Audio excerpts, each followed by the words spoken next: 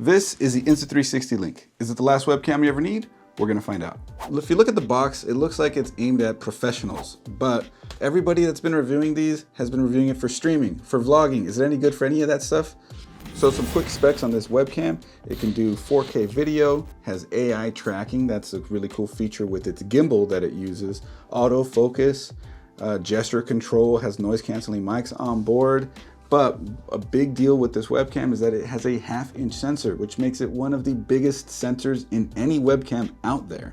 And that's pretty impressive. When it comes to sensor sizes, size does matter.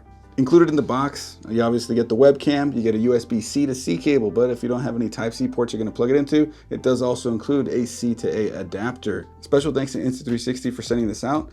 They also sent out this 2-in-1 tripod, which is extendable and quick release with the little mechanism that it uses, and it also serves as a tripod, so neat little thing. There's something to be said of the minimum focusing distance on this. Webcams are usually notorious for having a focusing distance that's not exactly where you're gonna be, but the autofocus on this and the minimum focus distance end up being pretty good, and it's a good demonstration of how sharp this webcam is as well.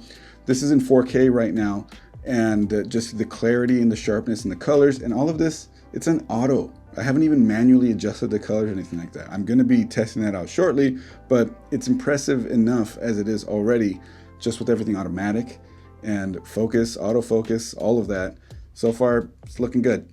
So this also has functionality for gesture control with zoom. It's a little more finicky than getting the gesture control for the tracking though, because I can see the light turning on and it tells me to move my hand up or down in the frame in order to zoom in or out.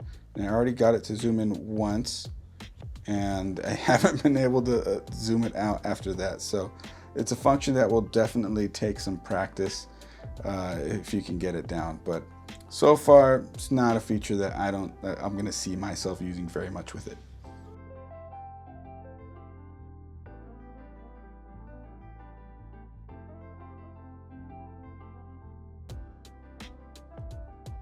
So this is also marketed as a webcam with a pretty wide FOV, or field of view, and basically this is how much the webcam can see in its specific position that you put it in.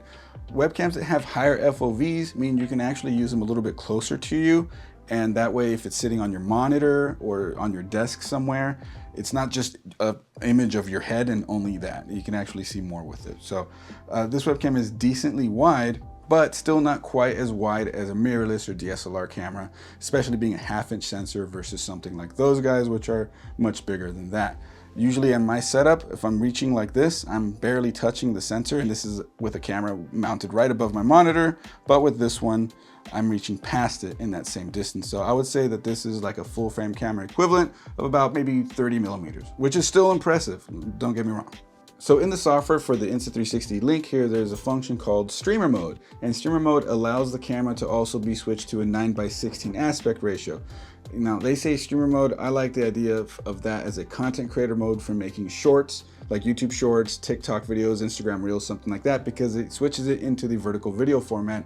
And the way that it works is by moving the whole camera array in its gimbal to give you the full resolution in its vertical video mode, unlike just taking a regular video and cutting it vertical.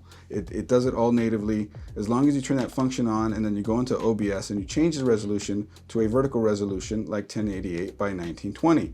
And you can see the camera changed, and in OBS, as you can see me in here, everything's vertical at the full resolution what this camera is capable of. That's, well, maybe not necessarily the full resolution, but a version of it in 9:16. That's pretty awesome.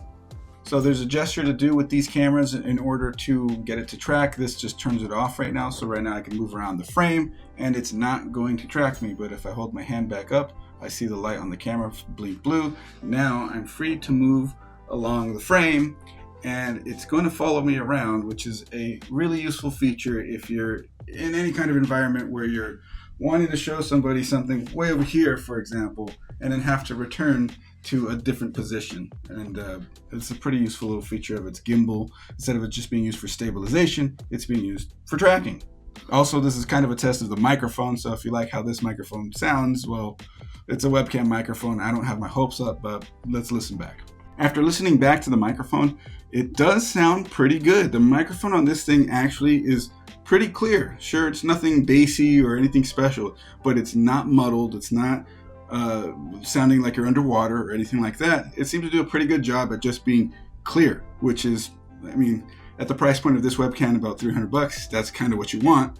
But for being used to what webcams offer, it's way better than the usual. Now, circling back to some of these modes that you can see on the software is the overhead mode. Now, overhead mode, the little tutorial video on this tells you to mount it to that little 2-in-1 tripod, but it's essentially requiring a different kind of mount, not one that you can just set it on top of your monitor and use it. But I'll just show you what it does when I do turn it on. Is it turns the camera all the way down like this, but it can see itself. So in proper usage, it wouldn't look like that so much. You want to mount it somewhere where it can look down to be used as more of an overhead camera, like what it says. Now here's the thing, is when you turn a mode like that off, now you see I'm not in the same position. So I'm going to go into the gimbal control and bring it back in. That's pretty useful.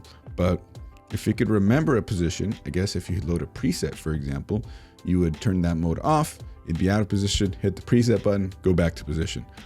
So good enough, I guess. But how you can actually use this while it's mounted to a monitor is the desk view mode. The desk view mode will do that, but it will actually look down here.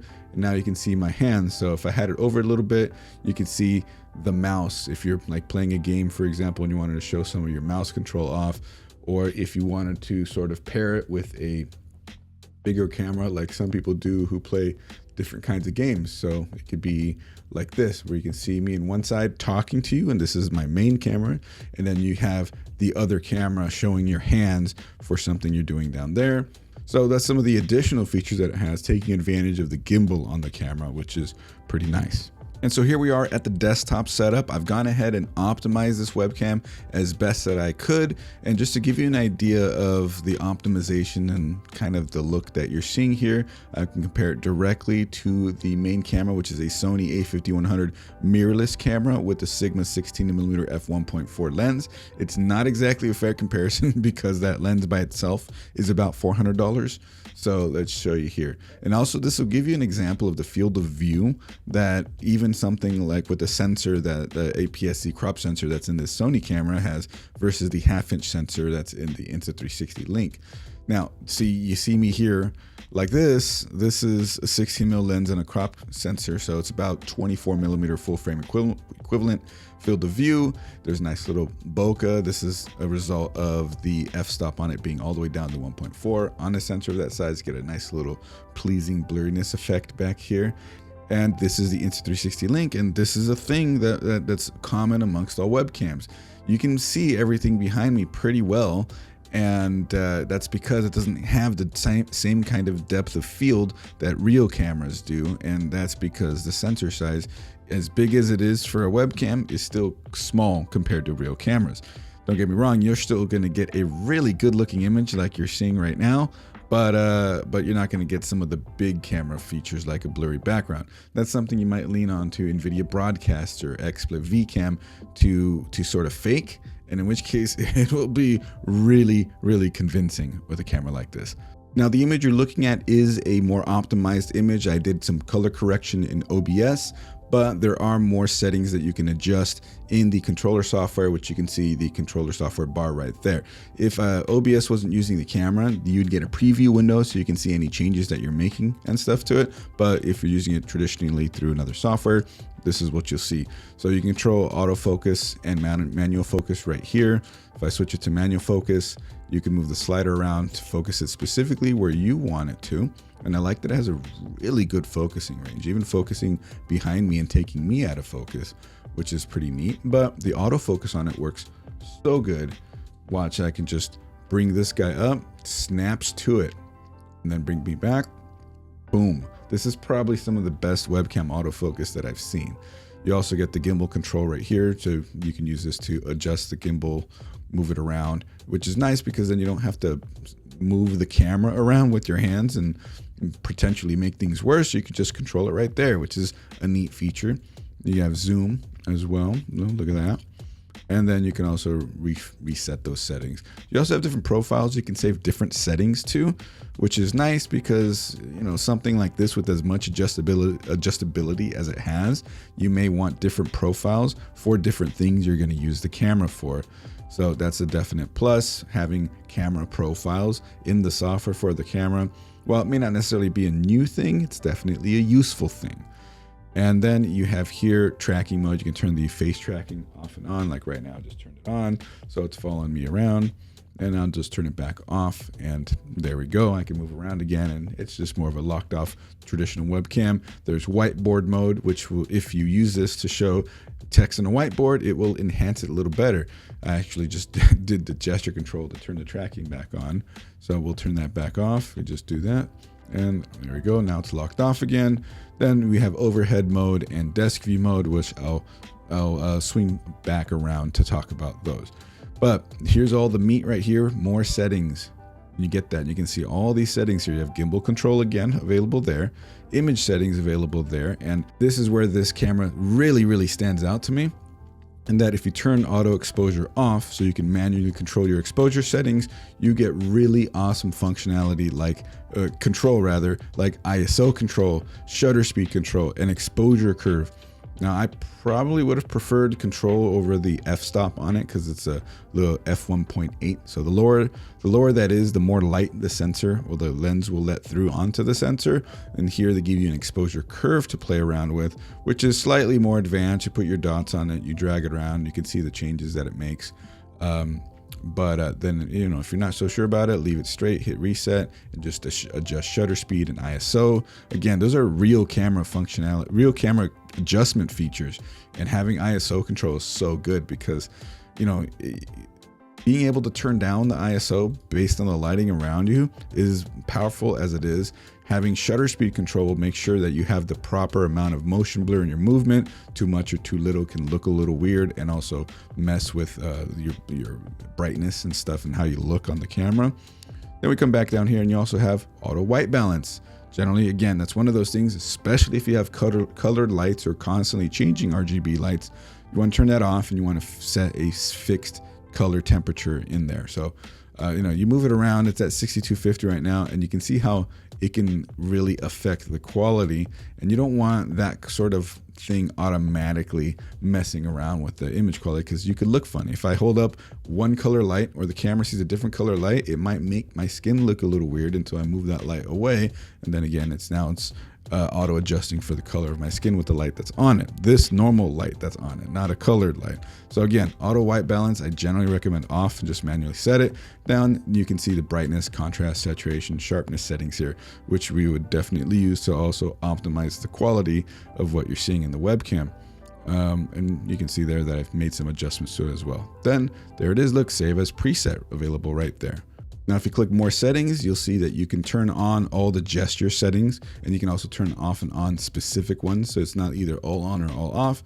So that's kind of nice to give you that kind of flexibility. You can adjust the tracking speed of the gimbal as you move around in frame, and, you know, control for AI zoom, which is kind of neat because if you turn AI zoom on, now it's zooming in for my head, but you could also do half body, in which case it would zoom out, or whole body. I have it sort of at a fixed position, so these aren't really doing anything. It's already specifically set a certain way, but that can come in handy for people who also turn on the tracking of it. So it also keeps exactly what you want in frame as you move around the frame on top of the tracking as you move around the frame. So it's pretty neat. Auto flicker is on auto. I generally would leave it there, but if you have some lights that are flickering even on auto, that's where you want to mess around with that. Camera focus is adjustable there. Streamer mode, which is nice, that's what I talked about up at the desk. If you change the resolution to a vertical resolution in OBS, the camera will rotate to adjust for that instead of you having to just cut a vertical thing out of the normal widescreen shot like you're seeing right now. And then there's smart adjustment, which is a nice new feature that they added with the recent firmware update, because what that will do is automatically try to get the right angle for your face on that one. Let's just read what it says specifically. It says, after the video is turned on, the camera will search for faces in a small area and adjust for the best viewing angle. So this is taking more advantage of the gimbal that it has in order to make sure that a shot looks good, which is pretty powerful in of itself. You can also turn HDR on, but you have to be using a resolution lower than 4K, where this webcam is really designed to be used at. But in my experience in webcam usage, HDR is so whatever, play with it if you want. But if it's not that great, don't worry about it. Firmware versions here, and like I mentioned a second ago, they have added firmware updates. There's been updates that add functionality. The most recent one added that smart adjustment, like I mentioned, but it also added something for reconnecting to the previous position the camera was at. May have been a previous issue with the camera. If you unplug it, it will just face down and lock away, and then you plug it back in and it'll come back up, and it won't exactly be in the same position again. You have to apply a preset or use the gimbal control to get yourself back into frame properly. But with this new feature, through a firmware update, you unplug it and it will stay in the position that it's at and act more like a traditional fixed webcam, where it's more set it and forget it, which is a definite plus. So I'm glad that they did that. It's really good that they are continuing to support this with firmware updates, because a lot of companies don't always add additional functionality through firmware or software. So definitely keep that up, Insta360. When it comes to content creation, this camera is definitely usable for somebody who maybe doesn't have enough money to splurge on a mirrorless or DSLR, and if you're going to be in a fixed office or room, much like this one, because you can move this webcam wherever you need to, you can mount it wherever you need to, and then you can also use the tracking and adjustability of the gimbal on it to get the shot that you need, as well as some of the advanced features like the vertical video feature and also the look down at your desk feature and stuff like that. It comes in handy. It's incredibly versatile, and that's what makes it a pretty good option for content creators. Likewise, the autofocus, minimum focus distance, visual clarity, visual quality, everything that you'd want in a camera also makes this a good option for people looking for possibly the best webcam for streaming. Now, you're going to probably be paying the highest price for the best webcam with this coming in at $300, but if you want the best, that's kind of what happens. Now, if I had to suggest a webcam for anybody who just really wanted a high quality webcam, this is definitely going to be the one I'm going to recommend. If you keep track of the kind of content we do on this channel, I've done plenty of videos where I talk about being able to get a mirrorless or DSLR camera for under what this camera costs, and you have an actual real camera used in your setup. Problem with that is that sometimes you're more involved needing capture cards, different hacking methods in order to get clean HDMI, like from the A5000 for example. You still have to figure out which settings you need to configure, ISO, white balance, what lens you're going to put on the camera. There's a lot of guesswork that goes into using a real camera in a content creator or streamer setup, and a camera like this takes all that guesswork away. It's kind of hard to say no to this. Anyways, I hope you found this video entertaining, useful, or otherwise informative. If you like this video, you know what to do. Hit that subscribe button and that bell so you don't miss any uploads. Also, I stream to Twitch every Friday at twitch.tv/coalitionchris at 8 p.m. Pacific, so feel free to stop by. Let's talk some tech and webcams or whatever, and yeah.